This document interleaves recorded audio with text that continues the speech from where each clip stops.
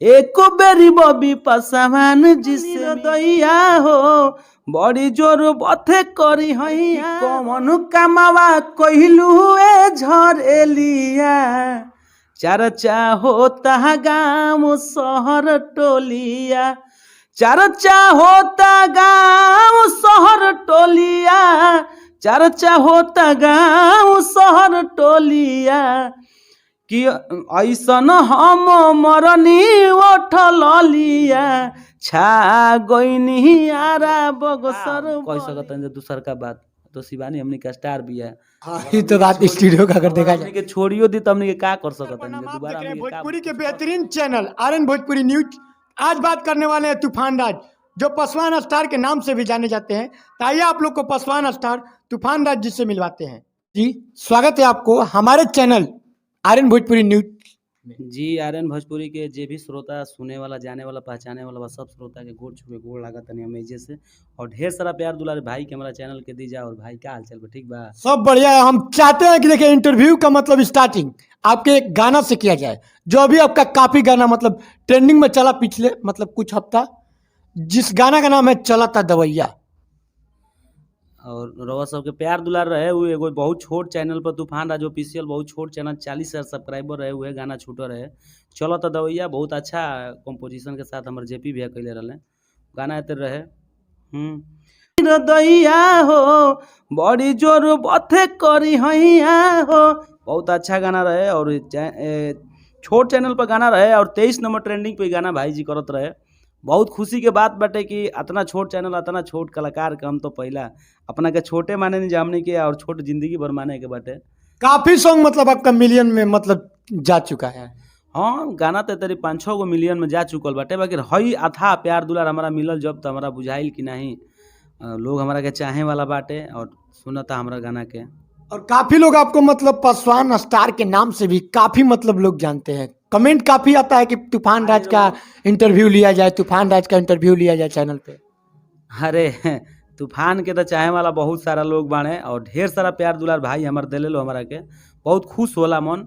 और जे भी हमारा के प्यार दुलार अपन दिला हुए एकदम निस्वार्थ होके हमारा से कोनो संदेह ना रहेला उनको लोग के मतलब तरीका से कोनो थी हो कि बहुत हमारा के प्यार दुलार मिलेला।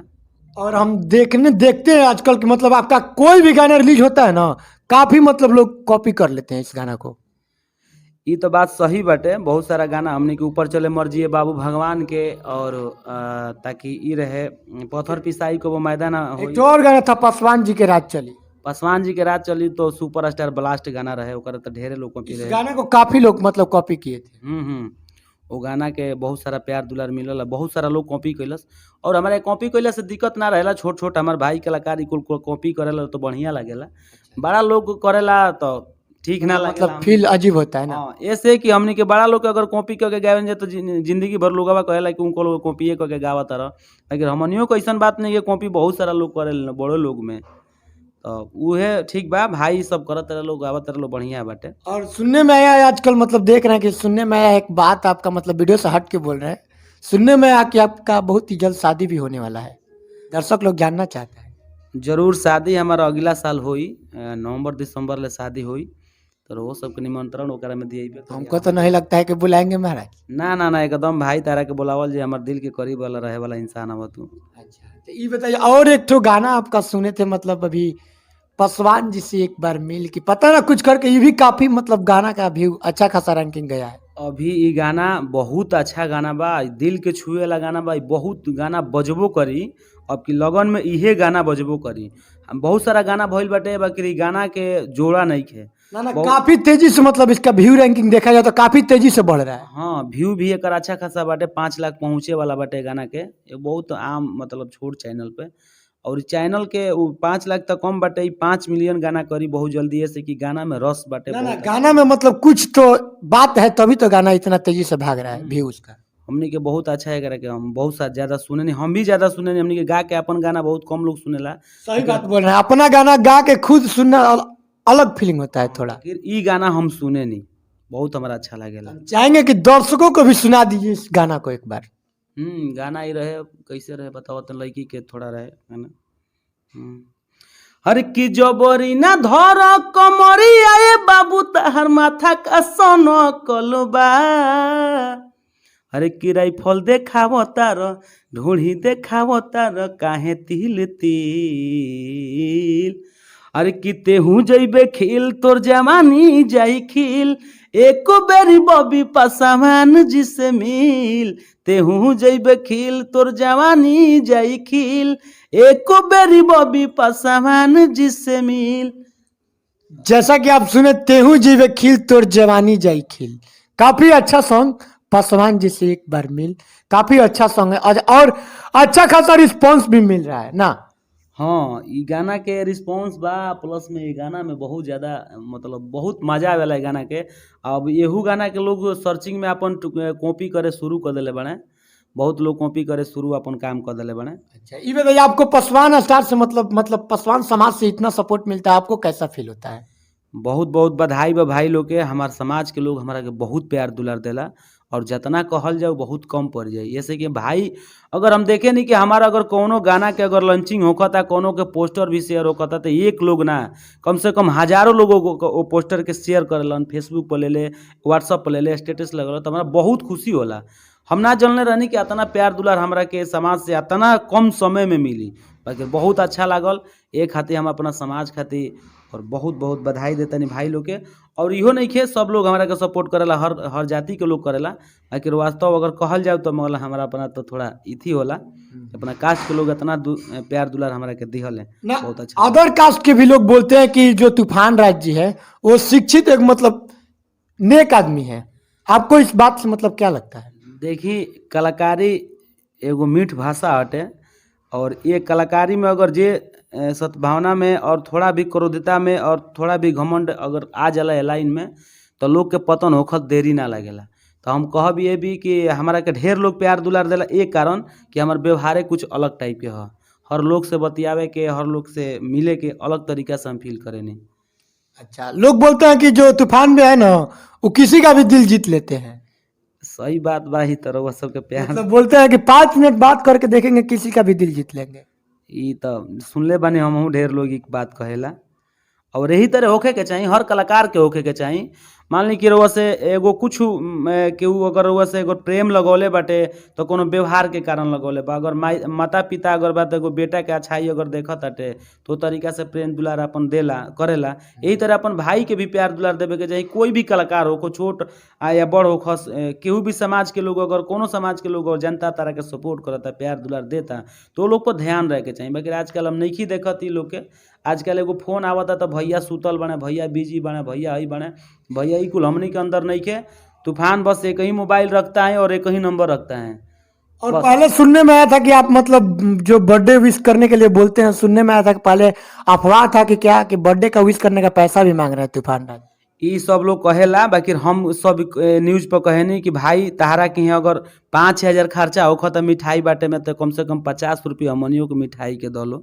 अगर जे 5 से 1,000 मांगत ताटे तो सबसे बड़का गलती गुनाहगार बा, ऐसे कि 5 से 1,000 मांगता अपन घर द्वार बनावे खातिर, आ 50 रुपया जे मांगेला 100 रुपया मांगेला तो तारा से कुछ होके वाला बाना।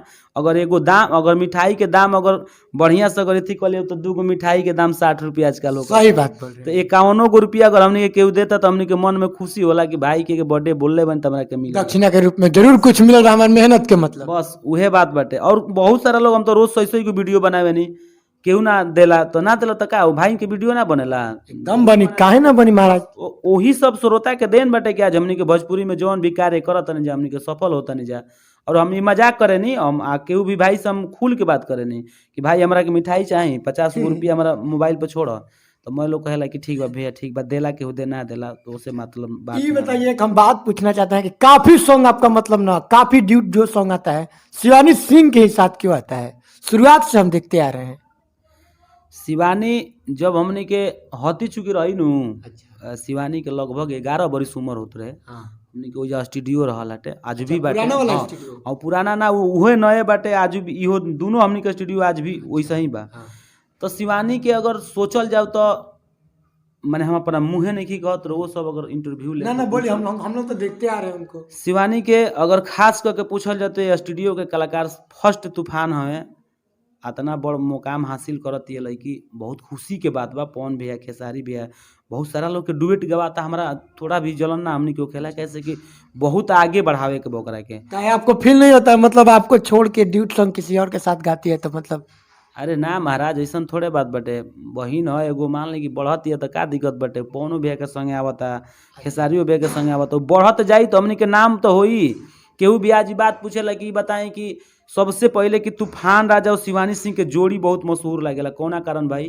काहे से कि अगर शिवानी सिंह और तूफान राज के अगर देखल जाए तो सबसे ज्यादा गाना अगर केहू के साथ डुएट भइल होई तो तूफान राज के साथे शिवानी के डुएट होई। तो यही तो हम राज जानना चाहते हैं कि आखिर मतलब शिवानी सिंह के साथ ही क्यों मतलब आपका ज्यादा गाना ड्यूट आता है?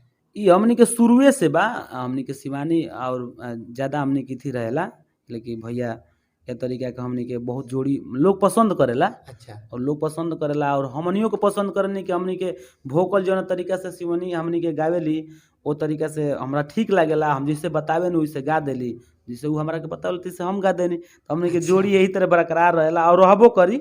फिलहाल बहुत सारा लोग संगे हमनी के गाना आ रहल बा, शिल्पी संगे और अंतरा जी संगे, बहुत सारा इंदू सोनाली जी से भी बात भइल बा परसों के। तो हमनी के बहुत आगे के काम करे के बाटे और एमे कोनो ना दुखाए के बात नहीं के।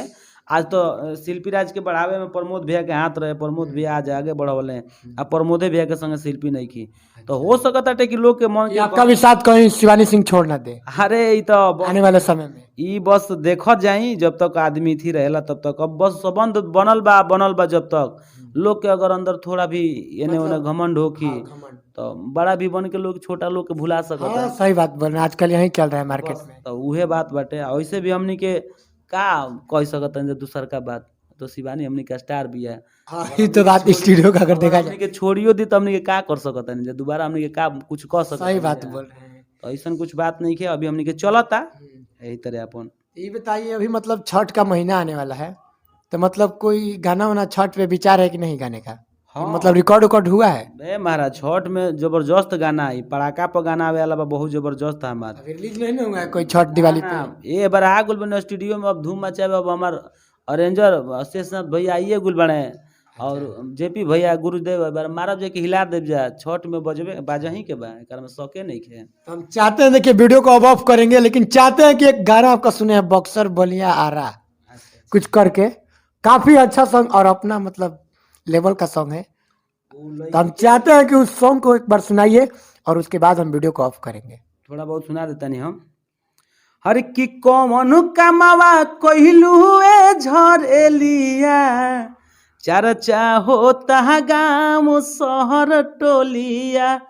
चर्चा होता गाँव शहर टोलिया, चर्चा होता गाँव शहर टोलिया।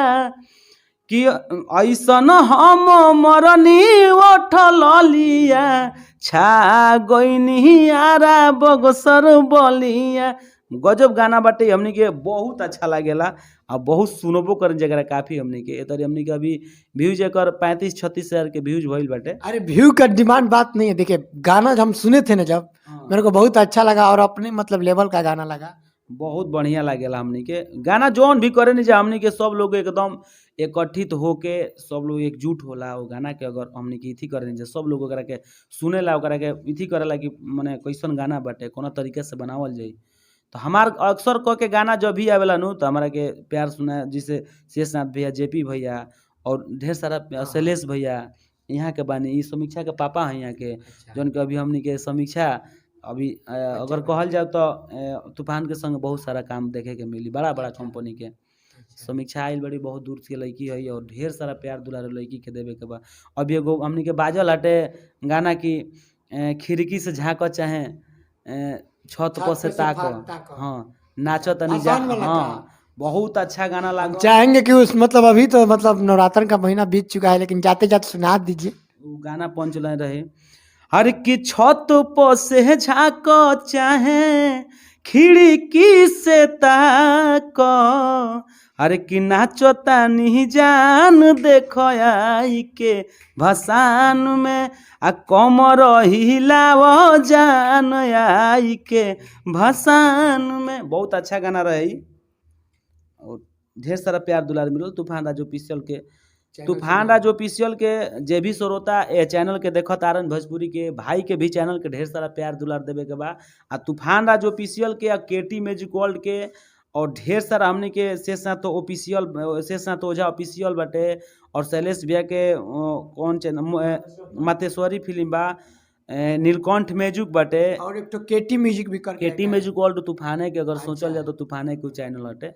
और ओकरा पे एगो हमनी के फिलहाल एगो गाना आवेला बाटे, बहुत जबरदस्त गाना, रानी के वीडियो कइल रानी। हाँ, ओकरा पर अब जेवन भी ई मतलब अब कोई भी आएगा तो एकदम क्वालिटी में सॉन्ग आएगा, एकदम ब्लास्ट, सोचही के नहीं मार्केट में आए तो छा जाए। अब जौन भी तूफान के गाना आई एक नंबर के आई, कोनो भी एकरा में शक नहीं के। पुरान गाना जो भी जोन जोन बाचल बा अपन छोड़ दिया था आदमी। हाँ सही बात है, ये रिकॉर्ड हो चुका है तो भाई हाँ, जेकर पैसा लागल बा ओकर पैसा तो निकल जाओ। सही बात है, तो पुरान गाना जोन भी बाटे, अब जोन भी काम होई हमनी के नवंबर से एकदम तगड़ा बैठ। फकड़ अब कहे के बा ब्लास्ट कर देना है market ब्लास्ट एकदम लगन, तो लगन में पूछही के नहीं के में। लगन भी स्टार्ट होने वाला है, अब हमको लगता है 20-30 दिन में 22 गो गाना कह के रखल बा महाराज, 22 गो गाना। आ उ कौनो ऐसन गाना नहीं के कि जोन मजा ब्लास्ट वाला ना नहीं। होई। बस मैं एकदम ब्लास्ट एकदम तगड़ा मार्केट में एकदम बाजी मैं कहीं के नहीं के एकदम बहुत बड़ा लेवल के गाना। मैं केटी मैजिक वर्ल्ड, तूफान राज ऑफिशियल, नीलकंठ मैजिक,